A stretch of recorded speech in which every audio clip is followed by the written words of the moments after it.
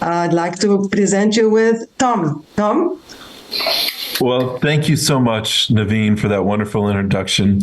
And thank you all for coming. It's an honor to have Virginia O'Reilly, governor, here, and an honor to have Steve Martin. And Steve is actually on the Rotary International Membership Growth Committee now, and he's intimately involved with the pilot project that's going on in Rotary International, Great Britain and Ireland. So if you have any questions about that, I'm sure that he'd be happy to take those. So I'm very honored to be here. It is so nice of you to have me. And I was asked to talk about the internationality of Rotary. And I think that's a really important topic, whether we're talking about growing Rotary or we're talking about doing good in the world. You know, the internationality of Rotary adds so much to our experience. You know, so many times we're asked to join by a friend of ours, maybe someone we work with, someone we worship with, a family member, a friend. And we know about the club that we're invited to. But Rotary is so much bigger than just our clubs. So we thought we'd take a little bit of time today to talk about everything that's going on in Rotary. And of course, I'm happy to answer any questions you have. I'm in the middle of audit meetings right now next door in our boardroom at International headquarters. So they're talking about new programs that membership's bringing in and some exciting things. So we could talk about those as well. I love this picture right here. Stephanie and I are in the Philippines, and she is dedicating 250 homes for people who did not have homes. So it's just humbling to be part of an organization that does such great things. So if you think about Rotary, we have our clubs, which we know about, but we also have districts, which is, depending where you are in the world, may have 70 clubs in it. Then you have areas inside those districts where assistant governors keep things together to help in regionalized efforts. And then you have zones. There's about 50,000 Rotarians in a zone. My zone runs in part of Canada, down the middle of the U.S., down to South America. And then you have a region, which is paired zones, and then you have Rotary International. And all of these have opportunities for us to get engaged in those areas and to do service. So, of course, there's international projects. Now, Stephanie and I were recently in Korea, and this is at an apartment building. And there was a gentleman, about mid-50s, who came up to Stephanie, and he was just crying because he was so excited to see her. Of course, Stephanie's a nice person, but Stephanie represents all of the Rotarians around the world and all the great work that all of you are doing. And he was living in this apartment building with his mother, who was mid-80s, and they didn't have any electricity in the apartment. They were sleeping on the floor. There was mold on the walls, but the Rotary Club came in and redid those apartments, and his life was made better. So we can all engage in those projects. We can go to different areas of the world. Of course, if we don't want to travel around the world, we can give dollars. We can help plan it. But that's a great thing about Rotary. You think about it. I don't know any other organization where you can actually pick your own project. You can plan it, you can design it, you can raise money for it, you could actually go and do it. Most organizations, they ask you to give money and then they pick the project. So Rotary is pretty special. And then we have Rotary action groups. There's about 25 action groups right now. It's hard to get the designation of an action group, but what they are professionals that actually help you do projects. They can help you find financing for a project, or actually help you implement the project. I love this picture here because it's the first international service project I went on with friends of mine in my area to build a water tower in Honduras. But we have action groups for peace, for the environment, economic development, all kinds of action groups. We also have something called fellowships. Now, fellowships is a lot more of those. There's probably 125 of those right now. And fellowships have a particular passion that people want to pursue. There's a wine fellowship. I think that's our largest one right now. And they actually have chapters. Your district or your club, even if your club wanted to have a chapter of the wine fellowship, you can have that. There's a recreational vehicle fellowship. And a bunch of them are actually going to take RVs to Canada because we have an off-site site, but we're BMO and Saddle Dome, there's a big parking lot in between, and some of the RVs are going to be able to park right there so they can get to all the events. It's pretty fun. There's a golf fellowship, and these fellowships, some you can join for free, some of them cost money. I'm really excited about a fellowship. We got a bunch of Rotarians around the world who work in artificial intelligence, and we just got that approved week before last. So they're going to be a fellowship. So that'll be something to watch. We're going to dedicate the chapter, or the fellowship rather, in Egypt sometime end of January. So that'll be fascinating.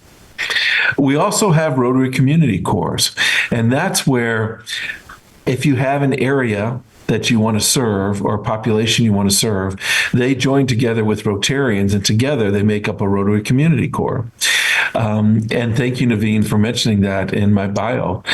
We brought 5 clubs together. You know, I love our action statement. It says, together, our vision statement, what we want to be as Rotary. It says, together, we see a world where people unite to take action to create lasting change across the globe, in our communities and in ourselves. Well, I think of Rotary Community Corps when I think of our vision statement, because in this case, we brought 5 clubs together, and then we served with our new neighbors, the refugees, primarily from Afghanistan. And it was interesting because we thought that we would grow Rotary by actually having our new neighbors, the Afghan refugees, actually join our clubs. And that did happen.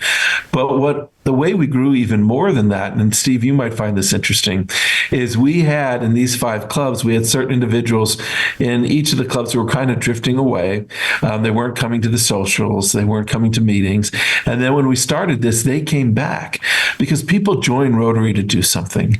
We talk about, we grow Rotary, but why do we grow Rotary? We grow Rotary so we have more hands and hearts to do service, because nobody grows to do nothing. They join Rotary to do something. And a lot of them stay. They join or they stay because they do things like this. So in this case, every other week we'd get the refugees together and people from the community would come. Rotarians are great connectors, right? In my little club, we have 80 people in my club, but we have the mayor, we have the school superintendent, we have a librarian, and you're wondering, well, why is that, Tom? Well, we have these, but it's interesting because all those people could connect our refugees to things they need. The librarian can get them a library card, which means they can get in the library. They can have free internet to find jobs. The school superintendent can help them register their children. And doing a project like this, it didn't really cost us that much money. We got the space for free. Every other meeting, we'd bring pizza or subs, and every other meeting, the Afghan communities would bring a local dish, usually rice, chicken, something like that. But as we did this, more and more people got involved in our communities, and Rotary really got good public image. So I'm glad that we have some public image experts here from the Philippines and from Canada.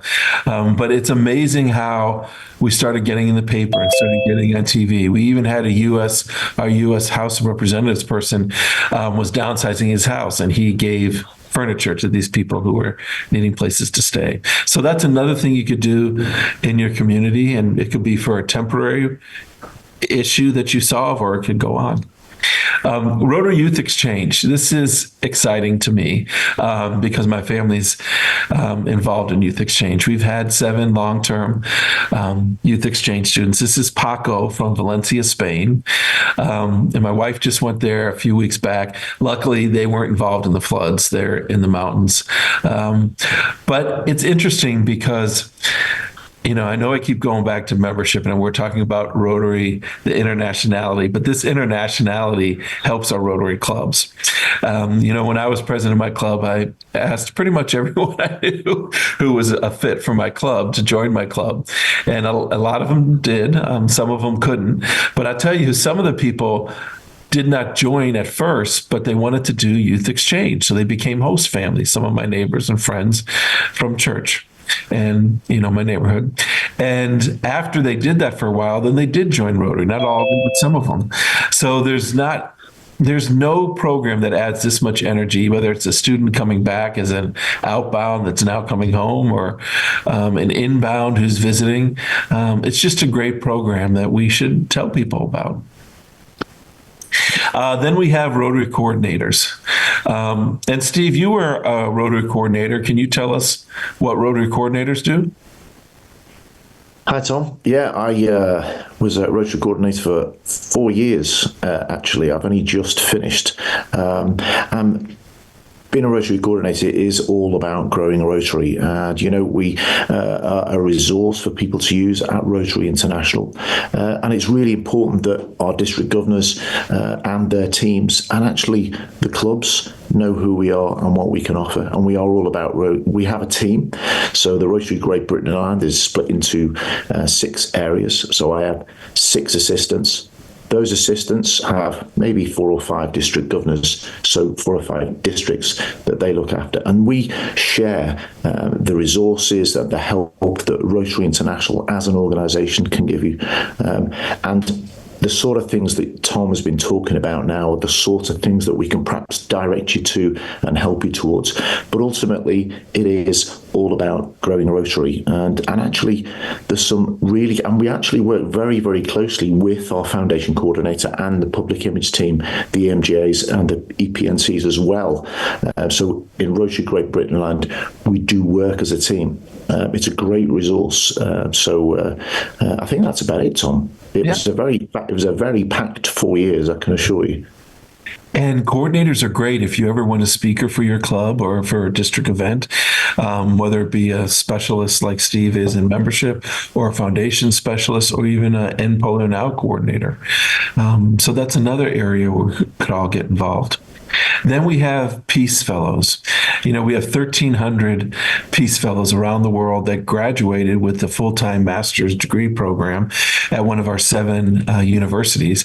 And we just opened a new one in the Middle East, which we'll be celebrating February 20th through 22nd, when the first class will be graduating. And so we're going to have 2025 Presidential Peace Program. So it's like a mini convention where they'll have breakout speakers, they'll have plenary speakers, but these individuals get a degree in peace, either a professional development certificate or a full master's degree. Then they go around the world to do great things, and to hear them speak is just inspiring. So they're always a good speaker for a zone institute or any Rotary event.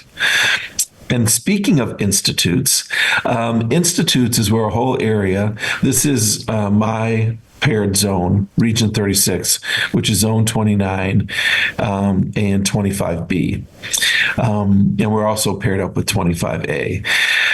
So once a year, an institute usually is formed where we take coordinators like Steve used to be, director convenes it, and then we have, again, a mini convention. It lasts for a couple days. It's where we train our governors and our governors-elect. Now, Virginia, be ready, because I'm going to ask you about International Assembly when we get to that. But have you been to a Zone Institute, and do you enjoy going to those? Yes, we've had several now in Toronto because of the airport and the Delta is very close. And I find the Zone Institutes are really interesting because you get to trade ideas with people all across your zone. So, what are they doing? And what, in some cases, what problems they have or what projects they're having. So great way to exchange information. It's funny, there was an individual in my club who had been a Rotarian for a long time, longer than I was, and he went to his first Zone Institute a few years back, and he had never been to an international event or a zone event, and it just opened his eyes to Rotary, and that's kind of what we're trying to do by this talk today. So, Council on Legislation, has anyone in this group ever been a representative to your district's representative to a Council on Legislation? We have Mike. He has been Mike. there. Yeah. Can you tell us Mike about council legislation, or what we call COL? Sure. It was quite a number of years ago when I was district governor, and it was an amazing event of folks from their representatives from all over the Rotary world to look at the operation of Rotary, and as it says on the slide, Rotary's Parliament to pass new legislation and new governance around the Rotary clubs and Rotary International. It was a great experience. That's wonderful. It's something to watch. And the great thing about these programs we're talking about, a lot of these you can pay, I think it's $60, and you could be a paid observer. So if you want to go for the week and actually watch how we change our governance documents and things like that, it would be a great thing to do. Thank you for that great explanation. I love that. Now, this on the screen is Chris Etienne from our last one. Is she your director in your zone? Yes, she is, Tom. Okay, I thought so. Yeah. So wonderful. I picked the right picture. You did. So this is the boardroom. It's right next door to Stephanie's office. I will be, after I get done here, I'll be going through the door into this room. But I'd like Steve to tell us about what Rotary International committees do, since he currently serves on the Rotary International Membership Growth Committee. Yeah, thanks, Tom. Just a few weeks ago, I was sat in that very office over on the right-hand side there. It's, I think, a lot of very, very important decisions are made in that room. But we were very fortunate to have the Membership Growth Committee meeting there. So what do our committees do? So a lot of decisions get made there, and we are a group of people that are put together that have perhaps had quite a lot of experience in terms of membership. And I was asked to sit in that meeting with a group of people from literally right the way across the Rotary world. And each one brings their own experiences of membership. And of course, each brings experience of membership in their own area, their own part of the world, and more importantly, from their culture as well, which I think is important. And then what happens is, for instance, at the last one, we brought along something to do with alumni, maybe how we can perhaps start to involve our Rotary alumni a little bit more. And then ideas are put forward, they're discussed around the table. We come to some decisions of how we think we can best take this forward. We also have in the room a representative from the Board of Directors and the Board of Trustees. And we put these ideas forward to the Board of Directors on behalf of the Membership Committee and on behalf of our members of Rotary International, to see if we can get these decisions put through that is going to help us grow Rotary. There are some great things that have been put forward. In fact, today I've just had an email telling me that all the things that we put forward at the last committee meeting have been approved by the board. So hopefully people will hear about those decisions shortly. But overall, it's a really, really exciting thing to be involved in, because I kind of see things before they're about to happen. Well, Steve, that was an excellent explanation. I couldn't have done better myself. Thank you very much. So there's also a program called President Representatives, where you can actually represent the president to go to a district conference and represent him or her and be a resource for those district governors. Other than Steve, is there any of you have served as president representatives? Okay, Mike, do you want to tell us a little bit about what a president rep does at a district conference?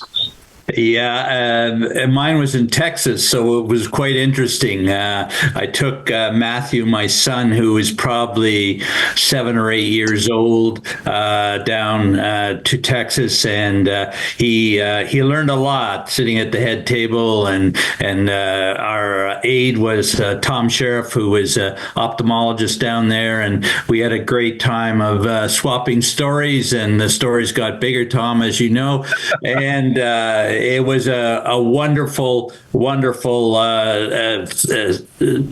meeting everybody. And a little sidelight, I know it's not great, but it says, Tom leaned over to Matthew and said to him, Matthew, do you know how many people in this room have a gun on them?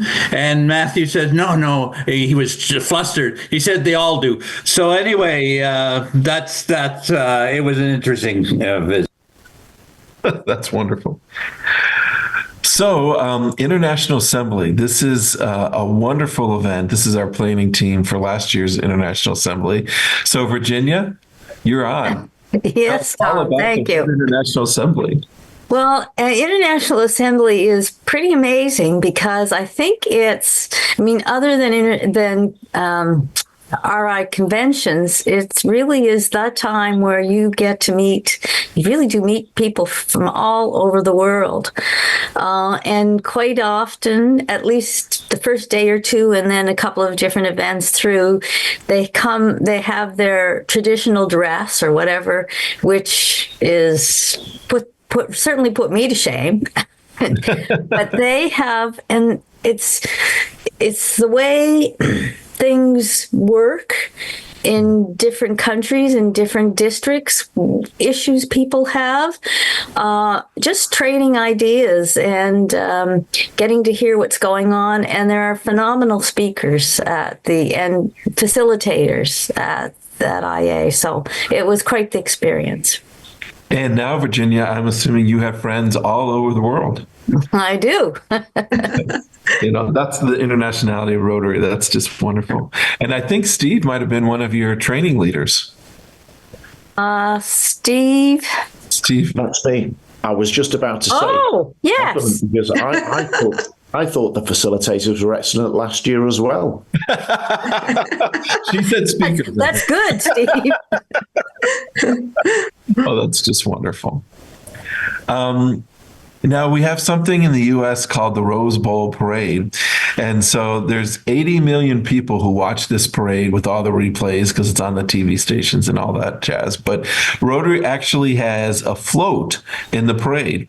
So for years I served on the committee, and any of you, if you want to, you can actually go to Pasadena at the end of the calendar year, and you could decorate these floats because every single piece of the float has to have a natural element to it. It has to have a flower or silver leaf or something like that. So and every year Rotary enters a float, and this is our float the year Jennifer Jones was president. So you can see Jennifer and Nick waving on the bottom right.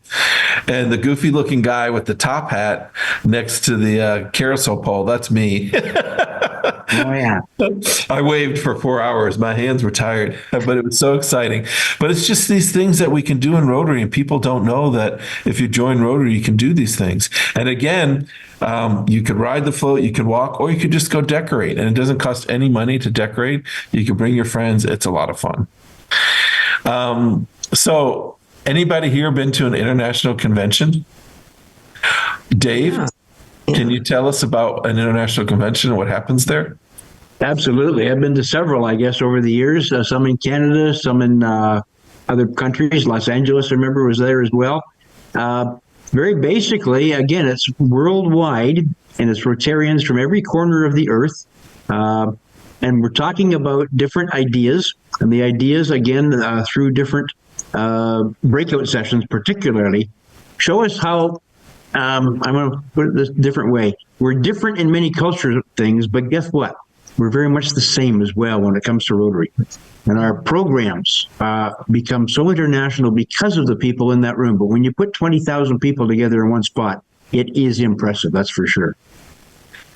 And certainly 2018, we had 25,000 of our closest friends in Toronto.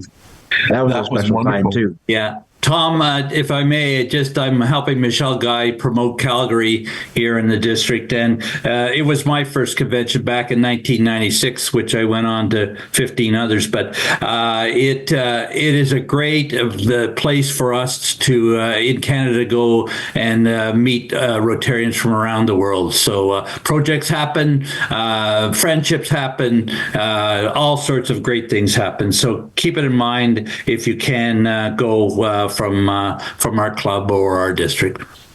Well, thank you. One of the best networking events is in the House of Friendship, where every single Rotarian group is there, and they all want to see a little bit of your business, and you can exchange ideas with them and so on. But that's the connect that I get out of the conventions. That the International House of Friendship is incredible. Well, thanks, Dave. Thanks, Mike. And you're absolutely right. And Toronto was one of the best conventions we ever had. And Mike, thank you for promoting, because as of this past Monday, paid and unpaid, our registrations at 22,500, which is amazing because we've been a lot less than that since before the pandemic. And it's the first time that we actually are tracking to have more at Calgary than Toronto. So we'll see if all the visas work out and all that works out. But I can't wait to see you all there. It's going to be fun. And thanks for all the promotion.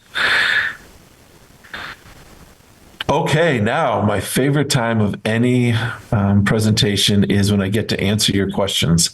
And you can ask me whatever you want to ask. No matter how crazy it is, just go ahead and ask it, and I'll do my best to answer it. Yes, Dave. The peace conference you're having in February is a long way away and very expensive for most of us to attend. However, will any bits and pieces of that be available on Zoom? That is a discussion right now. It depends on budgetary constraints. The hotel is able to do that. But it just comes down to if we can get registrations high enough to make sure that we can justify it. Right now, we have 500 registered. And it's interesting because we have a lot from North America, and the committee is primarily Middle Eastern based. We have people from Egypt, Syria, Jordan. But what I'm told is their culture is they, like a lot of Rotarians, register at the last minute. But right now we have a high percentage of North Americans, so you'll have good company with you if you come. But I'll let you know if anything. I'll let you know, Dave, if we end up taping some of it. I hope so. That would be wonderful. Thank you. Yes. I just wanted to let you know about the peace, because I'm involved on district level with the Peace Committee. I'm the chair of the Peace Committee. And I had the privilege of, being a Rotary applicant evaluator. So a lot of these applications for the masters that you are talking about and the certificate, and from the applicants that, I had the privilege of evaluating them, they were accepted at universities. So it's an awesome program, and these applicants and their background is very, very impressive. Mm-hmm. Yeah. Yeah, I can't wait to hear from some of them, meet some of them. Yeah. Istanbul in February. This is John Barrett. I have a couple of comments. First of all, you're talking to us in Toronto, and your subject is internationality, which is a bit of a tongue twister. I'd like to point out that somebody sat down and figured out what the ethnic mix was of various cities worldwide, and we come in number one at 200, higher by quite a margin from New York, Chicago, and several others. So we're kind of pleased with that, and we have 23 languages, speak more than 23 languages and 7 dialects. We meet at lunchtime, which is a bit of a challenge because people insist on having jobs and kids. So that sometimes give us a little bit of trouble. And this presentation, I have a copy of this. I'm going to tuck this away. This is an absolute dynamite, simple explanation of the components from the top down. And I happen to like those kind of top-down things. It makes everything make a whole lot more sense. So I thank you for that. Well, I appreciate being here, and you can thank Naveen for coming up with the topic. And, it's so important because in Steve and I, we think a lot about membership, right? And, we could bring in a lot of people, but if they don't stay and they just leave, it doesn't help grow. And so it's interesting because people join a club and they think that the club is all of Rotary. They don't know there are other things out there. And, my friend Mike comes from the Philippines. What the Philippines does is they do district-wide new member orientations where they have most of the members for the year join at the same time, and they have an orientation program, and you can tell them all about Rotary. But so many times we keep all these wonderful things a secret. So I'm glad you're tucking that away, John. I'm glad you're going to use it. And I loved being in Toronto and seeing the Internationality. You can feel it. It is vibrant, and it's a wonderful place to be and live. Okay, thank you. Is there anyone else before I have? Okay, Joan. Yeah. I did. Yes. I just want to mention something very important because part of me is American and my family lives in the U.S. And I just wanted to mention that, of course, I've been at the Rose Bowl, and of course, I've seen the Rotary, boat and the flow boat, and it is lovely. And I just wanted to let you know that our club, had actually sent,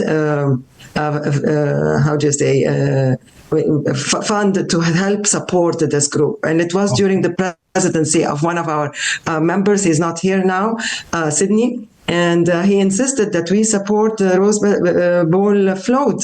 And I was really happy, very delighted that, with the connection with the US and Canada. So it is lovely. It's amazing. And those of you, as you say, who didn't go to Pasadena during this time, it's very uplifting. Okay, thank you. I'm going to give, before I give the mic to Joan, David, did you want to comment? Just following up on what Naveen just said, there's a great Facebook page on the Rose Bowl Committee float, the Rotary Rose Bowl Committee float. Take a look at it. You'll see the progression of this year's float happening right now as we speak. And it really is terrific to see what's going to happen. So please tune in. Excellent. Okay, I'm going to ask Joan to summarize here. When Joan is finished, I would ask that all of you remain for at least 5 more minutes. We have something that is important to one of our members, and I'd like you to hang in there. Okay, Joan. Yes, thank you, John. And my husband stole some of the thunder from my thank you, but I can take that out on him later. But Internationality of Rotary, I think, is amazing. And Tom, I wrote down 16 things. Many of them I was aware of. The one I wasn't aware of was calling Rotary Community Courts, because here in Scarborough, we have actually done that twice, and I didn't know that. So that was kind of interesting. I didn't know that formal name. That was the only one I didn't know a lot about, but 16 different international aspects of Rotary. And I know most Rotarians, I'm membership chair for the district and membership chair for my own club. And most of the, I'll call them the typical Rotarian, has no idea of the scope Rotary has in the world. So thank you very much. Awesome presentation. And I too have American relatives. I've been to Pasadena, but not to the Rose Bowl. So there you go. But I usually have to watch it on TV with my family. Thank you very much for coming and joining us today. Yeah, thank you. Thank you.